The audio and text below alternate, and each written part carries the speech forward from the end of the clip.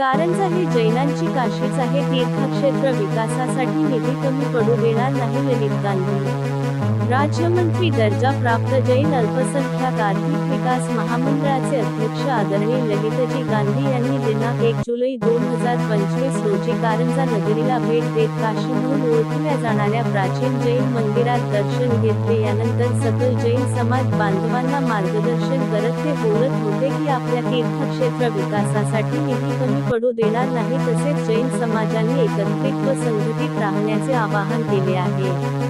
कार्यक्रमाच्या पुढील टप्प्यात श्री महावीर ब्रह्मचारी आश्रम येथील देवकीनंदन सभागृहात त्यांचा यथोचित सत्कार करण्यात आला. यावेळी संस्थेचे अध्यक्ष सतीशजी संघवी, कांतीसेठ बर्दिया, राजाभाऊ डोणगावकर यांच्यासह शाळेतील शिक्षक, विद्यार्थी व अनेक मान्यवर उपस्थित होते. आश्रम गुरुकुलातील विद्यार्थ्यांनी पुष्पगुच्छ देत स्वागत केले. तसेच राजाभाऊ डोणगावकर व कांतीलाल बर्दिया यांच्या निवासस्थानीही त्यांचा खास सत्कार करण्यात आले. यावेळी प्रफुल्ल बांदगावकर, मनीष फिलांडे, शुभांगी मराळे आदी मान्यवरांची होती.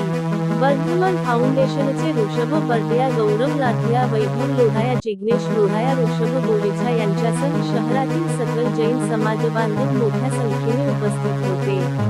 कार्यक्रमाचे संचालन कविज गानकरी यांनी केले तर आभार प्रदर्शन संदेश चिंतूरकर यांनी केले. कारंजा अस्मिता न्यूज नेटवर्क करिता महेंद्र गुप्ता, मुख्य संपादक कारंजा लाड.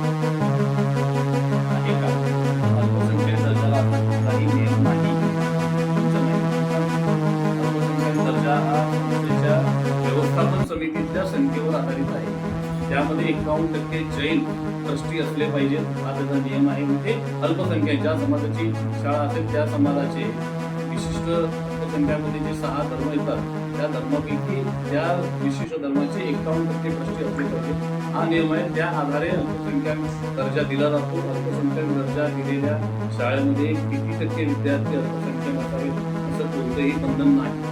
अशा प्रकारे जरी कोणी चुकीची माहिती देत असेल संस्था चालकांना किंवा शाळेच्या व्यवस्थापनाला किंवा कुठले अधिकारी, तर ते चुकीचं आहे. त्या तक्रारी तुम्ही सरकारकडे, माझ्याकडे दाखल करा, त्याचे योग्य तो निर्णय दिला जाईल.